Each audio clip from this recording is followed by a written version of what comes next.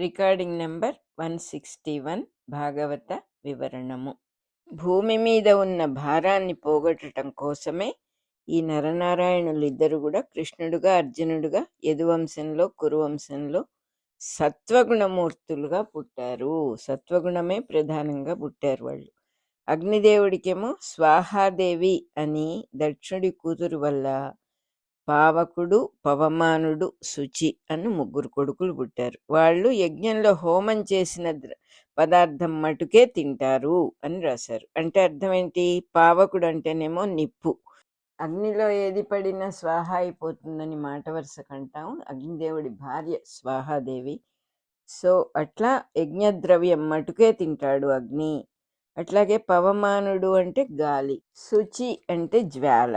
అగ్ని నుంచి ఆహారం అంతా చక్కగా జీర్ణమయ్యే శక్తి, గాలి నుంచేమో రక్తం శుభ్రమై ప్రాణవాయువు మటుకే దేహం వాడుకునే పద్ధతి, అట్లాగే దేహాన్ని పరిశుద్ధం చేసే వేడి పుట్టినాయి.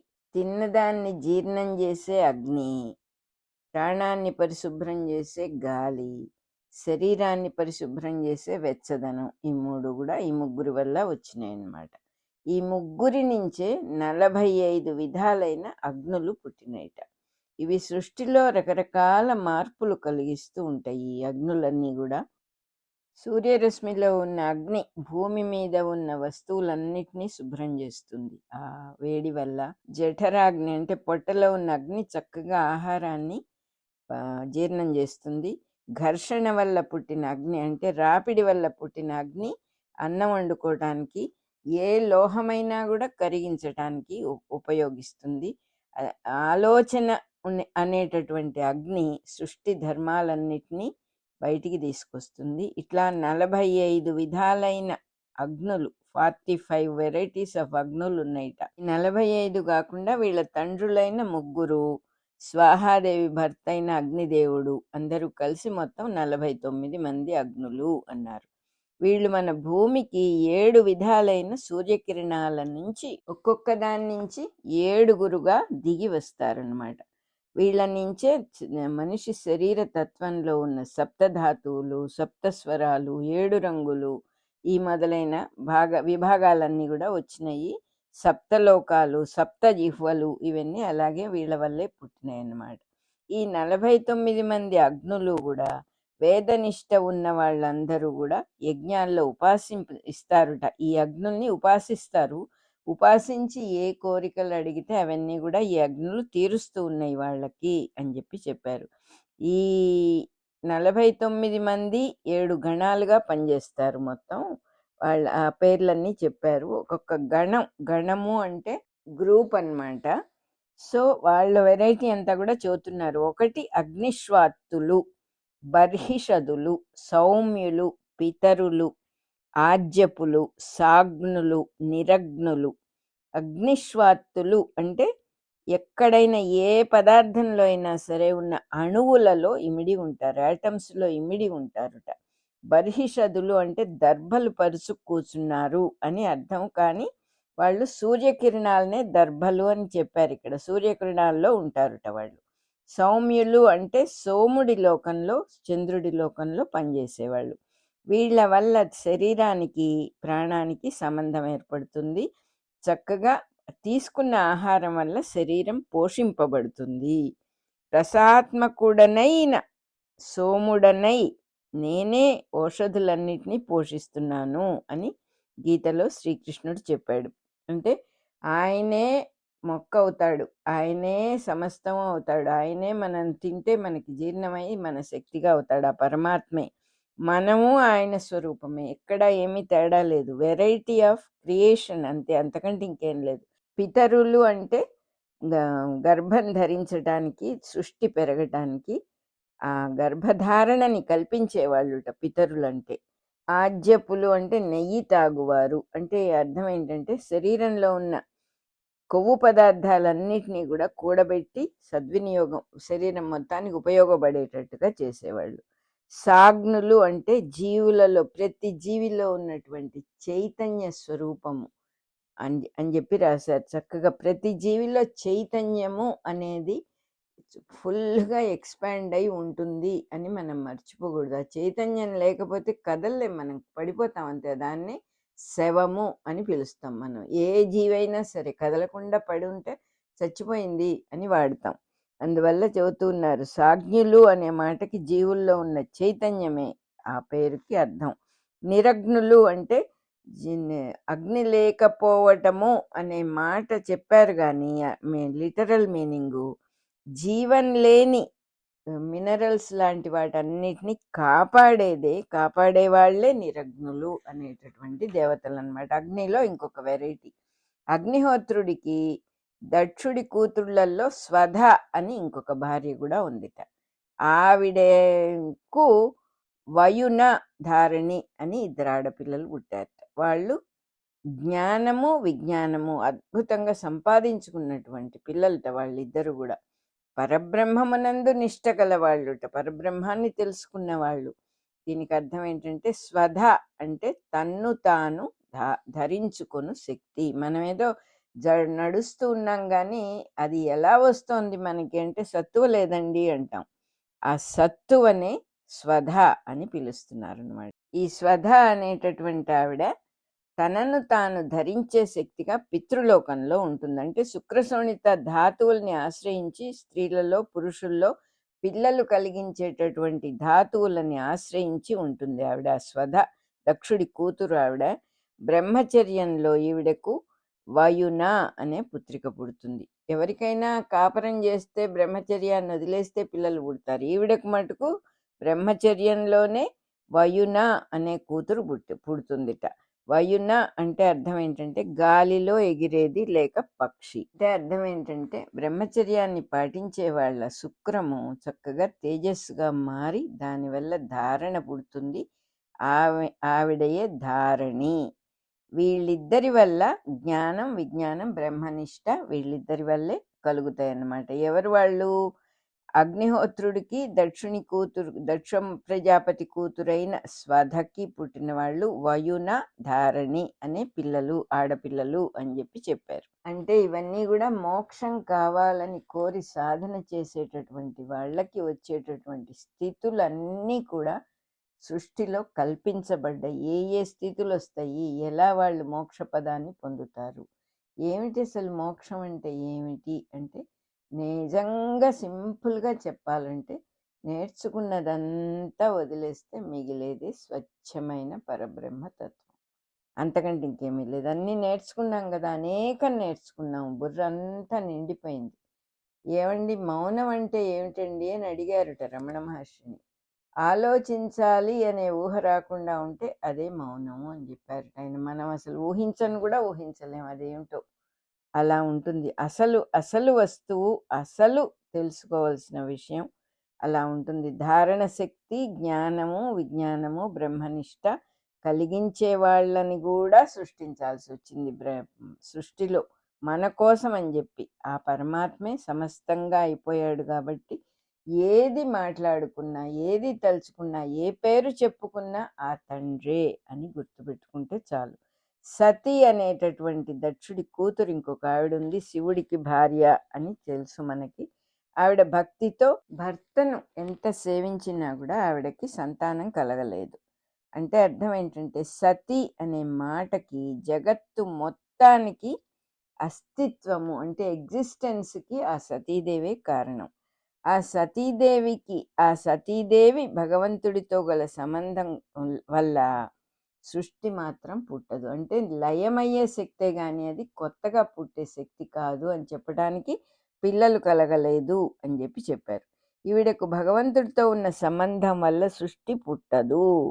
ఈవిడకి భర్తకి తండ్రికి చాలా ప్రబల విరోధం సంభవించింది. మనకు చాలా బాగుంటాయి ఇట్లాంటి కథలు. ఎందుకంటే మామగారికి అల్లుడికి పడకపోవటం, మధ్యలో మనం నలిగిపోవడం, ఇలాంటివన్నీ మనకు తెలుసు కదా. సో మా తండ్రికి భర్తకి చాలా గొడవైపోయింది. సృష్టికి అతీతంగా ఉండే పరబ్రహ్మానికి మధ్యలో చిన్న లీల కోసం, ఆట కోసం ఒక విరోధం ఉన్నది అంటున్నారు. ఆ విరోధం వల్ల సతీదేవి యోగ మార్గంలో శరీరాన్ని వదిలేసింది. అంటే అర్థం ఏంటి? పరాప్రకృతి అనే మహామాయ భగవంతుడితో సంబంధం పెట్టుకుని మాయమైపోయింది. ఎప్పుడైతే భగవంతుడితో సంబంధం పెట్టుకుంటుందో అన్నీ అగ్నిలో వేసిన ఆజ్యంలాగా మాయమైపోతాయి. ఆకారం లేకుండా, సపరేట్ ఎగ్జిస్టెన్స్ లేకుండా అయిపోతాయి. అది చెప్పటం కోసమని ఈ కథ అన్నమాట. ఈ సంఘటనలో యోగ విద్య పుడుతుంది అని చెప్పి మైత్రేయుడు చెప్పంగానే విదురుడు మధ్యలో ఆపి ఇంకో ప్రశ్న వేశాడు. దక్షుడికి తన కూతుళ్ళంటే ఎంతో ప్రేమ కదా, అట్లాంటి వాడు సతీదేవి తన కూతురే కదా, ఆవిడనెట్లా ఆదరించకుండా ఉన్నాడు, ఆవిడనెట్లా ఇబ్బంది పెట్టాడు. ఇంకా కూడా పరమేశ్వరుడికి అసలు ఎవరి మీద వైరం అనేది ఉండదు కదా, అటువంటి వాడు ఎంతో శాంతమూర్తి అయిన వాడు, ఆత్మానంద స్వరూపుడైన వాడు, పైగానేమో సత్ప్రవర్తన అంటే శివుడిదే, ఆ పేర్లోనే ఉంది అది. అట్లాంటి శివుడి పైన దక్షుడికి ద్వేషం ఎందుకు కలిగింది, సతీదేవి ప్రాణాలు ఎందుకు వదిలేసింది, మామకు అల్లుడికి ద్వేషం విచిత్రంగా ఉంది, దీన్ని బాగా వివరంగా చెప్పు అని అడిగాడు. అట్లా అడిగిన విదురుడితో మైత్రేయుడు ఇట్లా చెప్పాడు. పూర్వము బ్రహ్మాదులు అందరూ, బ్రహ్మ మొదలైన వాళ్ళందరూ కూడా కలిసి ఒక సత్రయాగం చేశారు. ఆ సత్రయాగంలో చతుర్ముఖుడు, యోగీశ్వరులు, శంకరుడు, ఇతర దేవతలు, మహామునులు, అగ్నులు, సప్తఋషులు, ప్రజాపతులు భక్తితో అందరూ ఆ యజ్ఞానికి వచ్చారు. సూర్యుడి లాంటి తేజస్సున్నటువంటి దక్షుడు కూడా వచ్చాడు. దక్షుడు రాగానే సభలో ఉన్న వాళ్ళందరూ ఆదరముగా లేచి నిలబడ్డారు. ఎందుకంటే సృష్టి ఎక్స్పాన్షన్కి చాలా ముఖ్యమైనటువంటి వాడు, దక్షత గలవాడు దక్షుడు. కానీ బ్రహ్మగారు శివుడు మాత్రం నిలబడలేదు. బ్రహ్మ దక్షుడికి తండ్రి కాబట్టి నిలబడక్కర్లేదు, శివుడు పరమేశ్వరుడు కాబట్టి నిజానికి నిలబడక్కర్లేదు. కానీ ఇది చూసిన దక్షుడికి విపరీతమైన కోపం వచ్చింది. దక్షుడు అంటేనే మన మనుషులందరి మానవ స్వభావానికి ఆయన చక్కని ఎగ్జాంపుల్. మనకి ఇంతమంది లేచారు, నా అల్లుడైన వాడు లేవలేదే అని పట్టుకుంది. ఆయనకి అల్లుడు, కూతురు, ఈ సంబంధ బాంధవ్యాలన్నీ పెట్టుకున్నవాడు దక్షుడు. అంటే అహంకారము అంటే నేను ఫలానా, నా వాళ్ళు, నేను నాది అనేటటువంటి దానికి ప్రతీక ఆయన. ఎంత కోపం వచ్చిందంటే కళ్ళల్లో నిప్పులు కక్కేటట్టుగా ఆ మిగతా సభ్యులందరితో ఇట్లా చెప్పాట దక్షుడు. దేవతలు, మునులు, అగ్నులు, మీరందరూ నా మాట వినండి, నేనేమి తప్పుగా మాట్లాడట్లేదు. పురాలన్నిటినీ దహించేసిన ఈ శివుడి ప్రవర్తన ఎంత అసహ్యంగా ఉందో చూడండి. ఇతడు దిక్పాలకుల కీర్తి చెడగొట్టడానికే వచ్చాడు. పాలకులు ఉన్నారు కదా, దిక్కుల్ని పరిపాలించే వాళ్ళ కీర్తి చెడిపోతుంది వీని వల్ల. ఈయనకు అసలు ఎలా సభ్యతగా ప్రవర్తించటమే తెలియదు ఈ శివుడికి, ఏ పని లేనివాడు. ఈయన వల్ల సజ్జనుల ప్రవర్తన కూడా పాడైపోతుంది, సిగ్గులేనివాడు. నా కూతురు ఎంతో సాధు స్వభావం ఉన్నటువంటి పిల్ల, సావిత్రీదేవి లాంటి పిల్ల. బ్రాహ్మలందరి మధ్యలో ఈ కోతి కళ్ళవాడు నా కూతుర్ని పెళ్లి చేసుకున్నాడు, అయినా ఊరుకోవాల్సి వచ్చింది నేను. అటువంటప్పుడు వీడు నాకు విధేయుడుగా ఉండాలా అక్కర్లేదా? వీడు నాకు అల్లుడు కదా, నేను వస్తే లేచి నిలబడి నమస్కారం చేయకపోయినా పర్వాలేదు, కనీసం మాట అయినా మాట్లాడొచ్చు కదా, నోరేమన్నా పడిపోయిందా వీడికి? ఈ రకంగా రెచ్చిపోతూ ఉన్నాడు ఆ దక్షుడు. ఇతడెప్పుడు యజ్ఞయాగాది సత్కర్మలన్నీ ఎగగొట్టేస్తాడు, దురాచారుడై మానమర్యాదలు లేకుండా ఉంటాడు. అంటే శివుడు ఏ కర్మలు చెయ్యడు, ఊరికే ఉండేవాడే శివుడు. అదంతా చెప్తూ ఉన్నాడు ఈయన, విరోధ భావంతో చెబుతూ ఉన్నాడు కాబట్టి అన్ని తప్పులుగా కనబడుతున్నాయి ఆయనకి. తనలాంటి పిచ్చివాళ్లతోనే కలిసి తిరుగుతూ ఉంటాడు ఈ శివుడు. ఈయనకు బట్టలే ఉండవు అసలు, దిగంబరుడు, అంతకన్నా గతి లేదు. చుట్టూ ఎప్పుడు భూతాలు ప్రేతాలు ఉంటాయి ఆయనకి. తమోగుణ ప్రధానులైన ప్రమధుల ముఠాకి నాయకుడిన, బూడిద పూసుకుంటూ ఉంటాడు, ఎముకలు మెళ్ళో వేసుకుంటాడు, శుచిభ్రష్టుడు, శుచి శుభ్రత లేనివాడు, పిచ్చివాళ్ళందరికీ ఈయన హెడ్. దుష్ట హృదయుడు, భయంకరుడు, వల్లకాట్లో ఉంటూ ఉంటాడు, జుట్టు విరబోసుకొని గంతులు పెడుతూ ఉంటాడు. అశుచి అయిన వీడికి శివుడని ఎవరు పెట్టారయ్యా పేరు? ఆ పేరుకే అప్రతిష్ట. ఇతడు శివుడు కాదు, అశివుడు. ఇన్ని తెలిసి కూడా వేదాలన్నిటినీ శూద్రుడికి ఇచ్చినట్టుగా నా పుత్రికను వీడికి ఇచ్చాను, అది విధి ప్రేరితము, విధి వశంలో నా కూతుర్నిచ్చి పెళ్లి చేయాల్సి వచ్చింది అని ఇట్లా అనేక మాట్లాడాడు పాపం. ఇట్లా ప్రతికూలాలైన వాక్యాలు ఎన్నో దక్షుడు పలికి చేతిలో నీళ్లు తీసుకొని శపిస్తాను అని చెప్పి రోషంతో ఇట్లా అన్నాడు. ఇతడిక నుండి యజ్ఞ సమయాల్లో, ఇంక నుంచి యజ్ఞ సమయాల్లో ఇంద్రుడితో విష్ణువుతో దేవతలతో కలిసి హవిర్భాగం హోమం నుంచి వచ్చేటటువంటి హవిర్భాగము అంటారు. ఏ హోమం చేసినా కూడా దాంట్లో భాగం దేవతలకు కొంత వెళ్తుంది ప్రసాదం. అది ఈయన తినరాదు, వీనికి హవిస్సులు దక్కకుండుగాక అని శపించేశాడు. తిట్టిన తిట్లన్నీ నిజానికి శివుడి పరమేశ్వరత్వాన్ని స్థాపిస్తూ ఉన్నాయి. పరమేశ్వరత్వము అంటే దిక్పాలకుల కీర్తి చెడగొట్టేవాడు అన్నాడు. అంటే ఏమిటి? దిక్పాలకులున్నా కూడా తానే అన్ని దిక్కుల్లో ఉన్నాడు, అందువల్ల వాళ్ళ కీర్తి చెడగొట్టాడు అనే మాట సరిగానే ఉంటుంది. తానే అంతర్యామి, సమస్తమైన ప్రదేశాల్లో ఉన్నాడు కాబట్టి, దిక్పాలకులు ఉన్నా కూడా తానే సర్వత్రా ఉన్నాడు కాబట్టి ఆ మాట సరిపోతుంది. క్రియాశూన్యుడు అంటే వీడే పని చెయ్యడు అనే మాటకి ఏ కర్మలు అంటనివాడు, అతీతుడు, సిగ్గులేదు అంటే ఏ వికారాలు లేనివాడు, హెచ్చుతగ్గులు లేనివాడు, ఎప్పుడు ఒకే రకంగా ఉండేవాడు, మాన మర్యాదలు లేనివాడు అంటే ఈ మాన అభిమానాలకు అతీతుడు, బియాండ్ అన్నమాట. మత్తెక్కి తిరగటం అంటే ఎప్పుడు ఆనందమయ స్వరూపమే. పిచ్చివాళ్లకు నాయకుడు అంటే లోక సుఖాలన్నీ వదిలేసి వైరాగ్య స్థితికి వచ్చిన వాళ్ళందరికీ దారి చూపించేవాడు అని అర్థం అన్నమాట.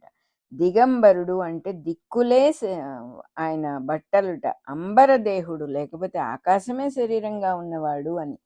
తామసులకి అధినాథుడు అంటే తమోగుణానికి ఆయన అధిపతి అని అర్థం. బూడిద పూసుకుంటాడు అంటే సృష్టి భస్మమైపోయినా కూడా అప్పుడు కూడా తనే ఉంటాడు. ఎముకలే ఆయన యొక్క భూషణాలు మెళ్ళో వేసుకుంటాడు, ఎముకలు అన్నాడు కదా. అంటే జీవుల దేహాలన్నీ కూడా ఆయనలోనే ఉంటాయి, అవే తనకు అలంకారం. జీవుల దేహాలే ఆయనకు అలంకారం. శుచి శుభ్రం లేనివాడు అంటే ఏమిటంటే నిర్గుణుడు, ఏ గుణాలు అంటనివాడు. దుష్ట హృదయుడు అంటే దుష్టుల హృదయంలో కూడా ఉంటాడు. ఉగ్రుడు, ప్రళయ స్వరూపుడు అంటే ఈ లయకారకుడు అని అర్థం. వల్లకాట్లో నివాసము అనే మాటకు అర్థం ఏమిటంటే ప్రళయంలో యోగ నిద్రలో ఉండటమే వల్లకాట్లో నివాసం. జుట్టు విరబోసుకుంటాడు అంటే ఏ బంధాలు లేనివాడు. శివుడు అనే నామం ఆయనకి తగదు అనే మాటకు అర్థం ఏంటంటే నామరూపాలకి బియాండ్గా ఉంటాడు. ఆ పేరు ఒకటే, పేరున్న శరీరం ఒకటే ఆయన కాదు, సర్వత్రా ఉంటాడు. ఈ పేరుకి ఈ రూపానికి సంబంధం లేదు, ఆయన సర్వత్రా ఉండే అంతర్యామి స్వరూపుడు అని.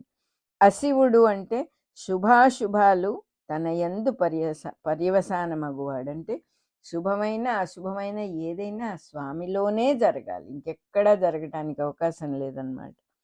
యజ్ఞాల్లో హవిస్సు పొందకుండా ఉండటము అంటే హవిస్సులో కూడా ఆయనే అంతర్యామిగా ఉన్నప్పుడు ఇంకా పొందే మాటే ఉంది, ఆయనేం విడిగా లేడు కదా అని.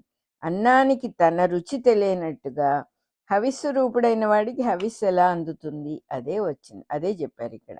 అది మిగిలిన వాళ్ళు తినటానికే గాని దేవుడికి అక్కర్లేదు. ఈ రకంగా నిందించినట్లుగా పలికినా కూడా దక్షుడి మాటలన్నీ కూడా పరమశివుడి యందు వాస్తవాలే అవుతున్నాయి అని చెప్పి స్తుతి రూపంలోనే నిలిచినాయి అవన్నీ అని చెప్పి చెప్తూ ఉన్నారు.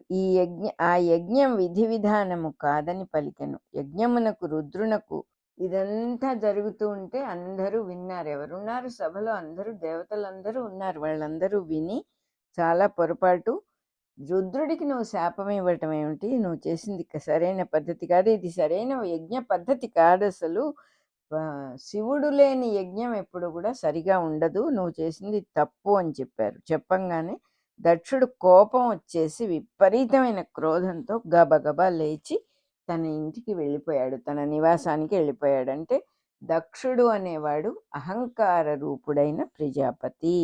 వాటి రూపమే అహంకారం. సృష్టిలో అహంకారము అనేది ఉన్నది అంటే కోపము, ఆగ్రహము, క్రోధం ఇవన్నీ కలిసి నేను వేరు, నేను గొప్పవాడిని, నా అంతవాడు ఇంకోడు లేడు, నేను వస్తే అవతలవాడు ఎవడైనా లేచి నిలబడాలి, ఈ టైప్ ఆఫ్ క్రియేషన్ అంతా కూడా ఆయన కిందకు వస్తుందన్నమాట.